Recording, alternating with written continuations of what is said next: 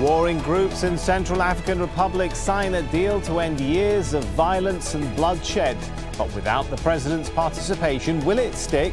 And can two divided communities reconcile and make peace? This is Inside Story.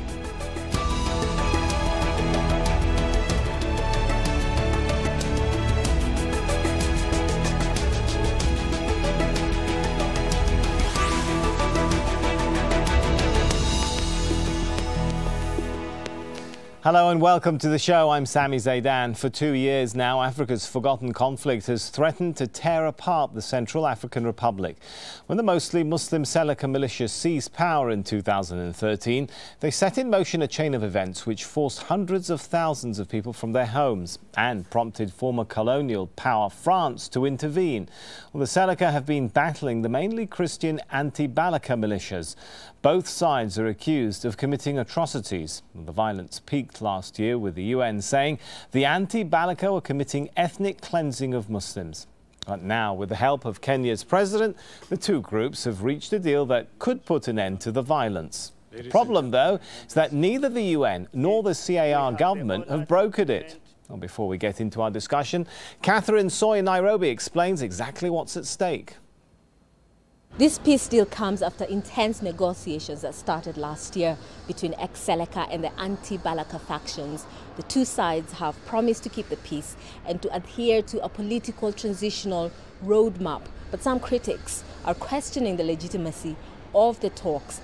Major players were not involved, including the UN, the French government and the transitional government in CAR. Now, the talks have also been parallel to other peace initiatives like the Bangui Peace Forum, which started earlier this year in January.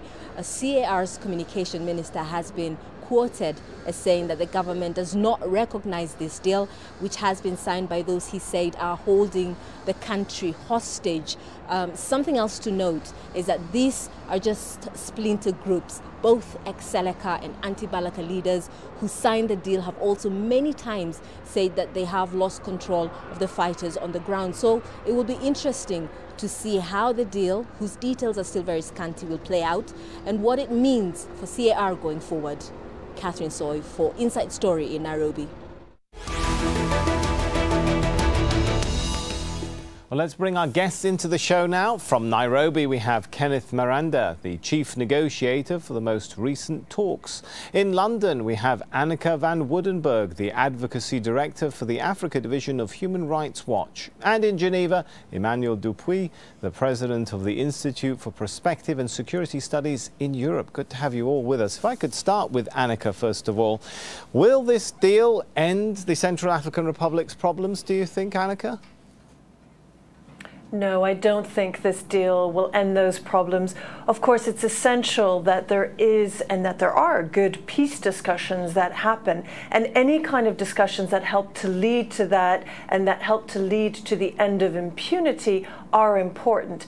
But of course, these discussions have been extremely controversial. They've not been recognized by the government of the Central African Republic. They've not been recognized by the United Nations, nor indeed by other countries that have been involved in mediation processes up until now, most notably the Republic of Congo, who were in the position of being the official mediator. So I think it's going to be interesting to see where this does lead, and I think it raises some very important questions. You know, most notably some critical questions about why this agreement has been done, why these actors have agreed to come to the table. You know, one of the earlier versions of this particular peace agreement provided amnesty for the individuals who signed it. Now, these were two former presidents that were involved in the negotiations, both of whom in the past have sought to avoid having to be held to account for the crimes that they have committed.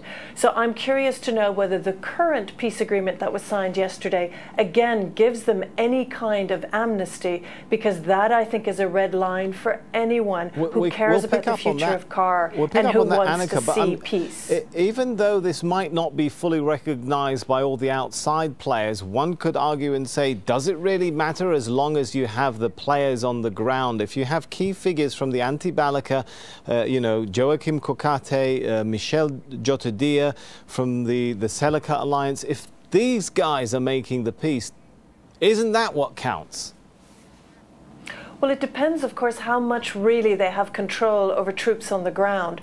I was just in the Central African Republic a couple of weeks ago, and it's clear that many of these armed groups are splintering into numerous factions. So I think questions can be raised about just how much control they now have over troops on the ground. And of course, there are peace talks, reconciliation talks that were due to start in Bangui in a couple of weeks' time on April 27th. And it wasn't clear that either Jotodia or Bozize, the two former presidents, were going to be invited or were going to be able to participate in those talks. So this does seem almost like a preemptive strike by these two individuals, both to ensure that there's a degree of impunity for their crimes and possibly that they want to have a role to play in upcoming talks. All right. But look, I would say anything that leads to a ceasefire is a good thing, but that must come with accountability and ensuring those responsible for these crimes are held to account. Let's pick up on some of those points. I'm not sure this deal does that. All right, Annika, let's pick up on some of those points now with Kenneth. Of course, you've been involved as the chief mediator in this whole process. Let's pick up on one point, which is why start a process which, as we're hearing from Annika, preempts perhaps the Bangui meetings, the Bangui Forum, which is supposed to take place at the end of this month? Thank you, Sami. First, I must begin by saying that I do not agree with Annika's observation, because she does not seem to have her facts right. She's actually giving that opinion from half-baked facts and some things which are outright non-truths. The point is that the mediation process which took place in Nairobi was generated by the international mediator, President Sassou Nguesso of the Republic of Congo. So if there is any recognition in the first place, from the very outset, it comes from the international mediator who requested President Uhuru Kenyatta of Kenya to assist him to mediate an end to the fighting in the Central African Republic. Following that request, President Uhuru of Kenya then set up a mediation team and appointed me to be the chief mediator. So our legitimacy emanates from the international mediator, who is duly recognized by ECAS, recognized by Africa Union, recognized by the UN Security Council. And so issues of legitimacy really are an old story that is completely out of tune insofar as the Nairobi Initiative is concerned. Secondly, and significantly, the two former presidents of the Central African Republic, namely President Jotodia and Bozize, were not signatories to the agreement in Nairobi. That is a matter of fact. In the final agreement, as was signed yesterday, none of those former presidents are signatories to the agreement. All right, but Kenneth, then sorry to interrupt you. Will they be given an amnesty? Will Jotodia and Bozize be given an amnesty by virtue of this agreement? The agreement which has been arrived at in Nairobi and signed by the two main protagonists, namely Exceleka and Antibalaka, does not have a clause in it that provides for general amnesty for any of the combatants. It has a clause that says amnesty may be granted subject to international best practice. That means you will be subjecting it to the practice as is known to the international community, inclusive of the UN Security Council, the Africa Union, and other international organizations, as embrace best practice in this regard. All right, Kenneth, thanks for answering some of those points. Emmanuel, though, from what we've heard about what we know about the content of this agreement, what does it seem like to you? Is this something that's going to facilitate the Bangui Forum and the wider peace process? It's a good point. The problem is that the Nairobi talks have been lasting for a certain number of weeks.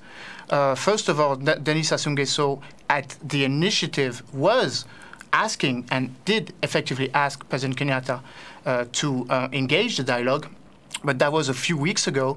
Very recently, the President Denis Sassou Nguesso went in Roma and met another mediation, because it's an ongoing process. You have to have in mind that the official ceasefire was issued with the Brazzaville agreements in last July, and it's now implemented on the basis of progressive implementation, both outside of Bangui, which is definitely the reason why a certain number of key actors, such as my country, France, do not recognize at all the Nairobi talks, nor the international community, because, as it was mentioned previously, it burdens an official agenda, which will be kicking off 27th of April. But it's not only the unique way and means of dialogue. A few weeks ago was held in Roma a meeting under the auspices of the community of Sant'Egidio, gathering 10 key political leaders, which have been ministers, prime ministers in former governments, both from the Bozizé Patassé and from Jotodia era.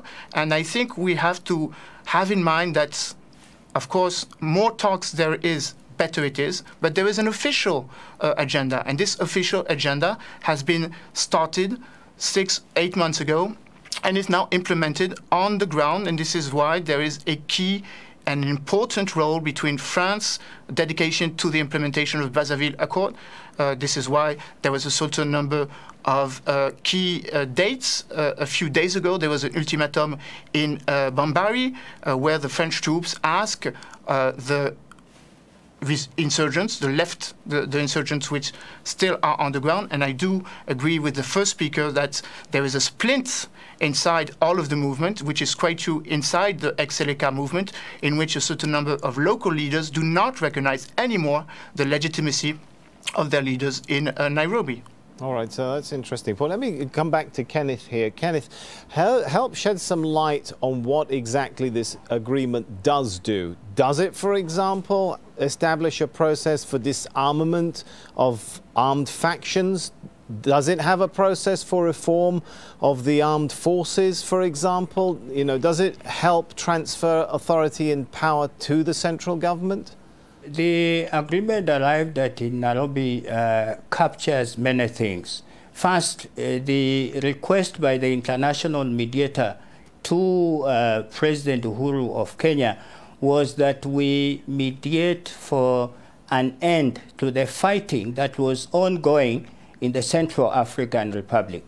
That fighting was ongoing because the Brazzaville Agreement, which Emmanuel has talked about, was not holding. It had not been implemented. And so the Nairobi initiative, primarily first, was meant to negotiate for an end to the fighting and cessation of hostilities, which we believe that we have achieved, and it makes a foundation going into the future without fighting between the main protagonists. And the main protagonists are the ex-Seleka and anti-Balaka. And that is recognized and clearly documented in all the UN resolutions which we have acquainted ourselves with. And then the agreement further has provisions for demobilization, disarmament, resettlement, and reintegration, DDRR, fully incorporated in that agreement with timelines specified in the agreement.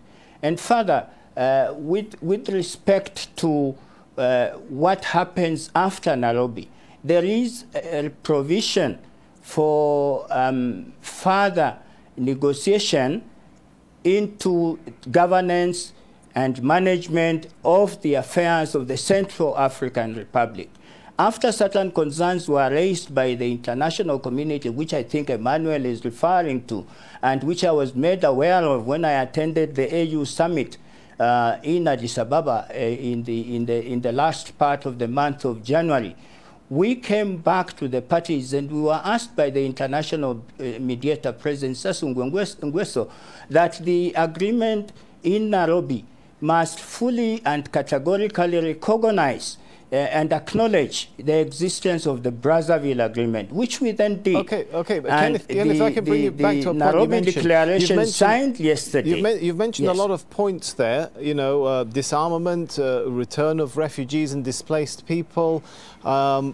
But who is signing off onto that? If we're hearing from our other guests on this show that there is a process of splintering going on, who exactly would you have confidence on the show today to say has signed off onto this from the Anti-Balaka and the Seleka?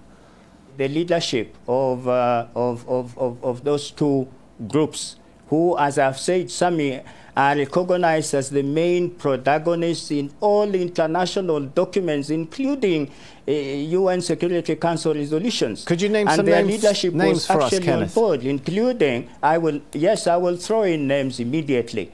General Nurdin, who is actually acknowledged and recognized as the chief commander of the ex-Seleka.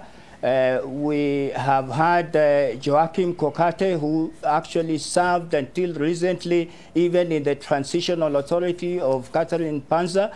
We had Professor Abel, who served again as a minister in the Transitional Authority in Bangui. Right. We had Mustafa, who served as director of communication. Okay, you've definitely named some names for me here. Government. We had Commander. Okay, you've definitely named some names. Let me, if you don't mind, let me bring Annika into the discussion there. I mean, looking at this now, an agreement which talks about disarmament, return of refugees, is that not setting, and it doesn't include an amnesty, is that not setting a solid foundation for reconciliation within the Central African Republic? Well, look, let me raise kind of a number of concerns about this. One is that this still has not been a process that's been recognized by the interim government of the Central African Republic. I'd be interested in what the Kenyan mediator might have to say about that. But look, you know, a number of the people mentioned here, Nuruddin Adam being one of them, is someone who's quite notorious for having been involved in the violence in the Central African Republic, someone whom is on a UN sanctions list, yet still seems to be able to have traveled to Kenya, despite the fact, indeed, that Kenya too is under an obligation to adhere to the UN sanctions regime in relation to him. I think the concerns here are that there is a splintering of the various groups. It is not clear if those in Nairobi indeed still retain a strong enough degree of influence over those splintering groups. And the question remains, two central questions. One is that this is a process outside of the generally recognized process, which is supposed to start at the end of the month in Bangui on reconciliation and on all these other critical questions about disarmament, about a ceasefire. So I still think this appears out of the process. If I can just add something on this kind of amnesty and impunity provision. Briefly, Anna. It is against international law for there to be any kind of amnesty. So any kind of allusion to that might, even if adhering to international standards, as the wording appears to have been in previous documents, that even suggests that an amnesty is possible for war crimes or crimes against humanity is illegal. All right, you've made that point very clear. I can see Emmanuel is angling to get in, but Emmanuel, forgive me, before we come to you, I just want to get Kenneth back very briefly. Kenneth, can you just confirm or clarify that point? Why wasn't the Central African Republic's government involved in these talks? Yes, that's a good question, Sami, and indeed I've had Aneka's sentiments, which in my view are still misplaced, in the sense that she still is dwelling on things which are not factual. Okay, then can you tell us very briefly, sir, at what level was the Central African Republic government involved in these talks? The Central African Republic, as the government, was not involved. But I want to quickly add this, that our main task, as assigned to us by the international mediator, was to negotiate an end to the fighting. So the persons that we needed to involve in that mediation were persons who are actually fighting. Right. The government, the transitional authority in the Central African Republic was not fighting. But I want to add this quickly, Sami, that after we arrived at the agreement and it was initial, before the signing yesterday, the signing in effect gives it the effective date, we did travel to the Central African Republic, and on the 17th of March, I personally, together with two other envoys dispatched by President Uhuru Kenyatta, had a meeting with President Catherine Panza, the head of the Transitional Authority. She's not actually president according to the Transitional Charter. She's just head of government. Okay, and so you've kept these officials posted and informed of what you've done. To come to the signing process in Nairobi. All right, okay, let me bring Emmanuel in. Emmanuel, while it's easy to criticize the efforts being made in Nairobi, could not the same criticism be leveled at the international community, foreign powers and France, the countries which put a lot of pressure on Jotadia to resign in the first place without having, many critics would say, a decent plan in place to handle the country? You know, should one take that into consideration when hearing the criticism coming from outside the African continent of what Nairobi is doing?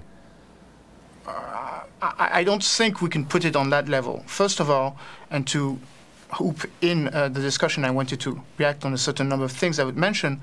First of all, Nairobi implies 3 of the 4 people under the United Nations sanction list. This was drafted by the United Nations last resolution. So that's the first issue, which may advocate against the Nairobi Agreement. Second of all, the international community has set the agenda very clearly.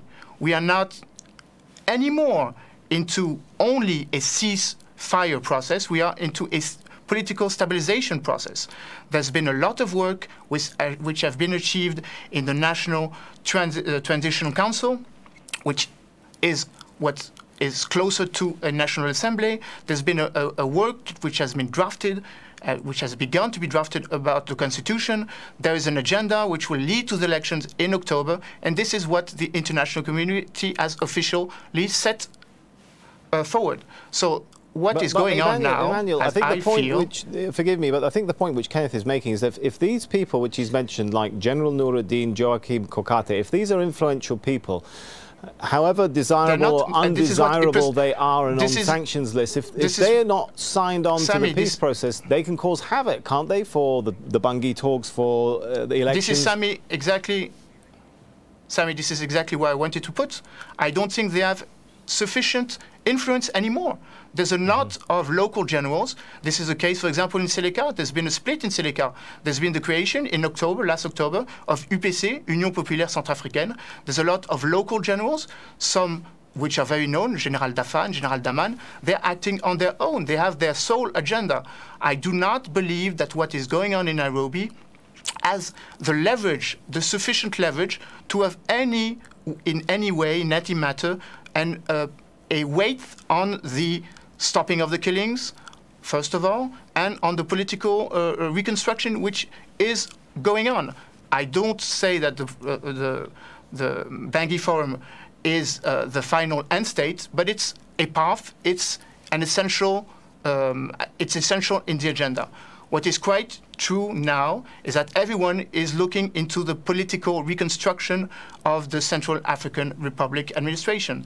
What is quite true is that the international community, and this was said by Denis Sassou Nguesso when he visited Rome 3 weeks ago, he said this to Matteo Renzi, Prime Minister, that he, as a mediator, has now an urgent responsibility to have a neighborhood agenda. And this neighborhood agenda is about the financing of the transition. We're not anymore into security agenda. And this is precisely why the United Nations have gone out of Bangui and that they are implementing from central to east, going to Birao, which is a bit far from Bangui, and this is the next step. We're implementing the peace agreements. All right. Well, you know, I've got a list of points here, and we've only scratched it. We need clearly a lot more time to cover this topic, but we're going to have to leave that, I think, for another show on another day. Let's thank our guests very much for their participation. Annika, Kenneth and Emmanuel. And thank you for joining us on another edition of Inside Story. There are 3 ways to get in touch with us if you want. You can go straight over to our programme page at aljazeera.com. You can post your comments at facebook.com/AJ Inside Story, or you can tweet us at AJ Inside Story. Now from all the team, it's goodbye.